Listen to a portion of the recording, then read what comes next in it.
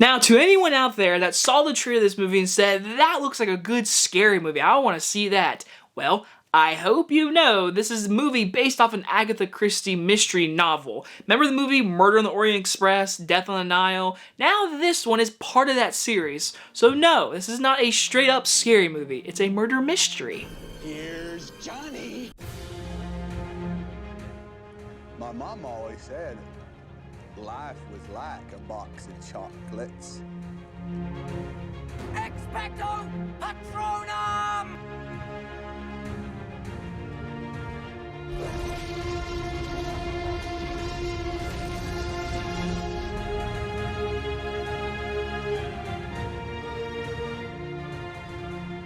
A Haunting in Venice stars Kenneth Branagh, Tina Fey, and Michelle Yeoh, and is about in post-World War II Venice, now retired and living on his own exile, reluctantly attends a séance. But when one of the guests is murdered, it is up to the former detective to once again uncover the killer. From director Kenneth Branagh, who directed the first two films and starred in all three of these films as our great detective with an amazing mustache, comes A Haunting in Venice, a movie that I really wasn't high on. It was just a movie that said, oh, it's a murder mystery movie, because I was one of those people, when you see that first trailer, Kenneth Branagh's character doesn't show up till halfway through the trailer, you're like, wait, is this part of that series? And yes, this is a mainly murder mystery movie. It does have its thrills, it's definitely a totally different movie from the first two, but in the end, before the Halloween season, this is a very nice watch. The biggest praise is 100% this cinematography. This movie looks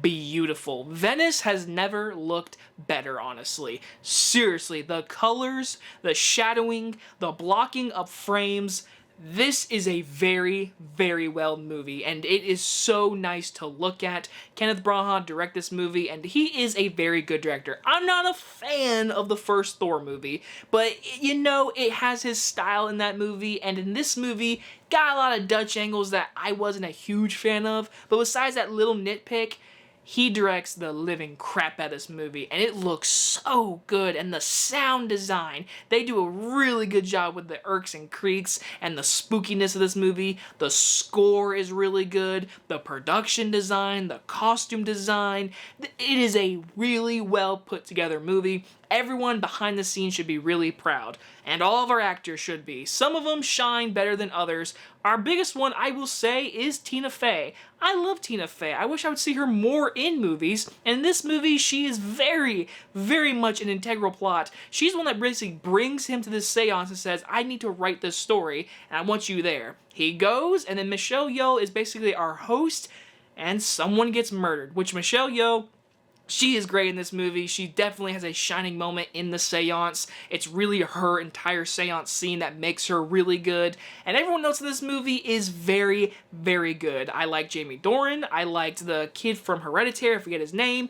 There's a bunch of just actors you've seen before that are good. Hell, Beth from Yellowstone, if you're a fan of that show, she's in this movie and she's an integral plot line. And it all is stuck in this one house that I really liked. The first movie was obviously the train. The second one was the boat, the death on the Nile, whatever. That one was but this one, the tonal shift of the scary vibe, I really enjoyed. I will say I don't think they really went deep into it. What you see in the trailer is what you kind of get in this movie for the scariness. It's still your murder mystery, him asking questions, getting those little character traits, and piecing out the puzzle, and for the most part, it's just like the others. I like the first one. It's kind of grown on me. And when I first saw it, I thought it was okay. I've come around to enjoying that movie, honestly. The second one, I've only seen the once in theaters. I really haven't felt to go back. This one, I would actually love to buy on 4K and watch on 4K, just because of how beautiful it looks. But the story itself, I dug, honestly. I like the seance. I like them being stuck in this house. I like how this detective is put in a situation that deals with the supernatural. Like I said, I could have gone deeper to the scare parts, but that's just my horror fan in me. But for the most part, I enjoyed the movie, really. Like, seriously.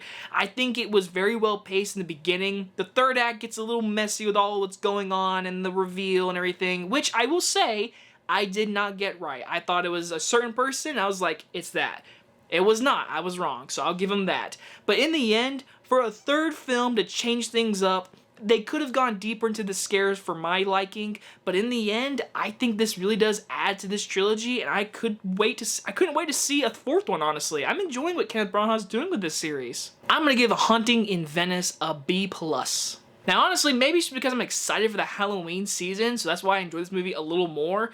But honestly, like, it's so well made that I was like, I can't hate this movie that much, because really there's not much to hate. Yeah, it's probably like a one watch and you move on, but Kenneth Branagh just took something very simple and was like, I'm gonna make it good. And he did, so good job for him. Again, I'd like to see a fourth one. I'm enjoying the series. Definitely probably my favorite of the trilogy. And speaking of Halloween, do not forget, in October, we're doing a full list of Halloween movie reviews, old and new, so get ready for that. And guys, enjoy this movie review, and I'll see you guys on the next one. Bye-bye, everybody!